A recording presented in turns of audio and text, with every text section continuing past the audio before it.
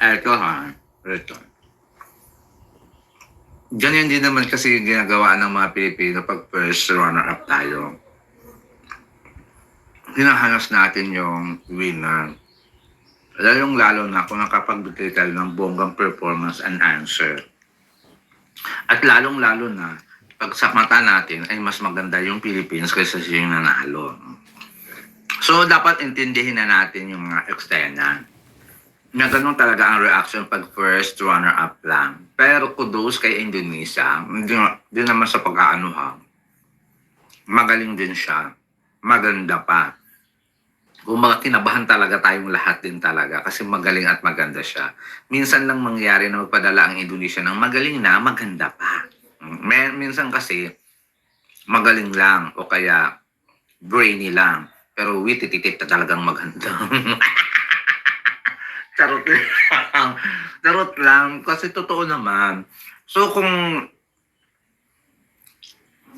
magkapalit man ng sitwasyon, magiging ganun din yung reaction natin. Kung ano ang reaction nila ngayon. Sana po naiintindihan po natin yung saloobin damdamin. Kasi yung mga Pinoy, for sure, ay sasabog ang social media sa hanash at ano kung anong sasabihin doon sa Miss Eco International at kay Indonesia, kung si Indonesia yung nanalo. So dapat unawain natin yung kung marami silang hanas, hayaan nyo na lang. Wala naman na silang magagawa. The fact is, the winner is Alexi Brooks. O, di ba? So kung papatulan mo siya, parang nonsense siya.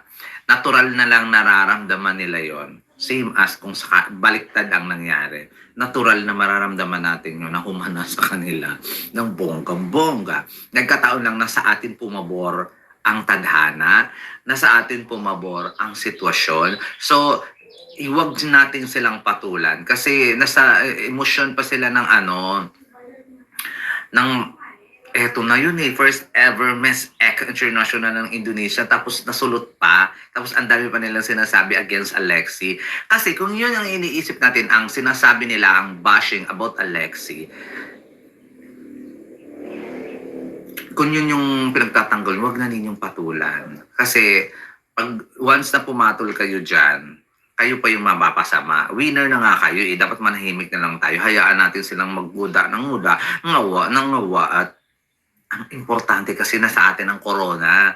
At patunayan na lang ni Alexi Brooks na deserving siya. At patunayan niya. At saka super friendship sila, di ba? In-interview nga ng Missology si Alexi Brooks about kung ano ang nararamdaman na yung last to standing. Di ba sabi niya, it could be Indonesia and her. Kasi nga, kilala niya si Miss Indonesia na mabuting tao, magandang advocacy. Kumbaga, wala siyang problema. Siyempre, sa back of her head din naman, siyempre sana ibigay na lang to sa kanya kasi nga birthday naman ng lola niya, baka naman. O, di ba?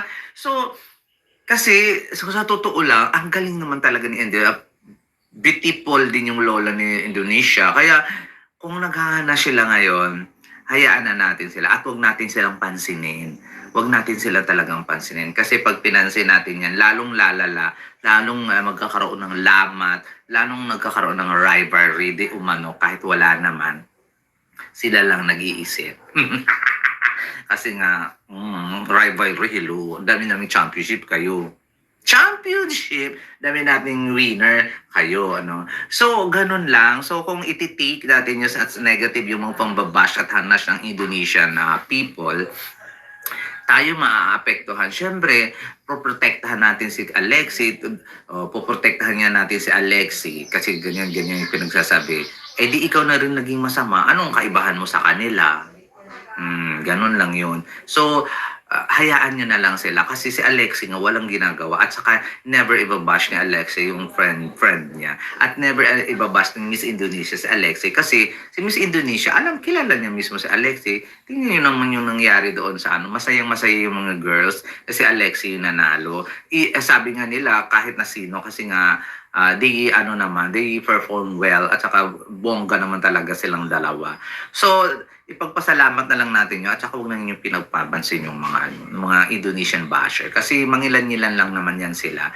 Tapos yung mga Indonesian, huwag na naman natin i-generalize yung buong Indonesia, chikineme kasi nga May mga open-minded din mga Indonesian, may mga close-minded, same as a Filipino. May mga toxic din talaga ng mga Pinoy at saka may mga open-minded din talaga ng mga Pinoy. So, dapat i-celebrate natin yung pagkapanalo ni Alex at hindi tayo magdiduel at kung ano ang masasabi ng Indonesia. Okay, thank you so much. Di ko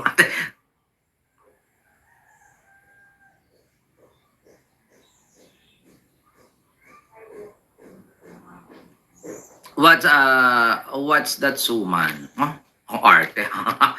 Mark Allen, what's that suman, ha? Charot lang. Ng best reaction yun video mo sa mga panood ko sa mga live reaction ka, Alexi. Miss D talaga, maraming salamat naman. Di ba? Legit yun kasi nanood ako, nag-live reaction talaga ako. Kinuha ko lang yung clip ng bonggang-bongga. Ba't napaka-ginit? Mainit ngayon dito, guys. Walang ulan for today's video.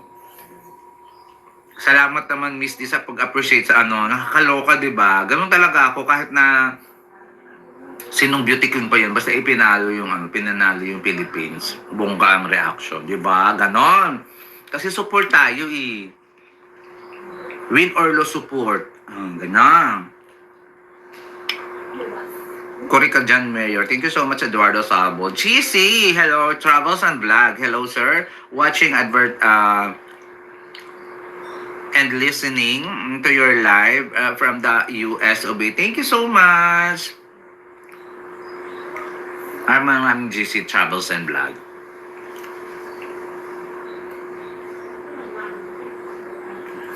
Sabi ni Eduardo Salmo, mategi sila sa inggit. Uy, wag ganun. Huwag naman mategi. Ano lang, maloka sila sa inggit kasi hindi pa silang kakaroon ng corona ng Miss Echo. Tatlo na yung corona natin. Napakadami pa natin first runner-up. Oh, di ba?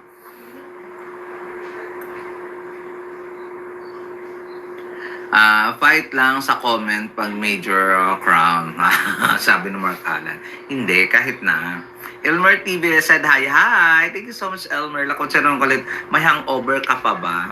Ka pa? Yes, of course. Yun na yata yung pinakamatagal na pageant na pinanood ko ng live reaction video. Ang Miss Echo. Tapos nanalo pa tayo ang ending. Diba? Alala ba din nyo guys? Sa lahat ng nanonood sa akin sa live reaction video, yun yung pinakamatagal, no? Kakaloka. Ang tagal talaga. Alas 12 hanggang alas 6. Iris na inis talaga ako sa host. Ang tagal. Ang dami niyang eksena.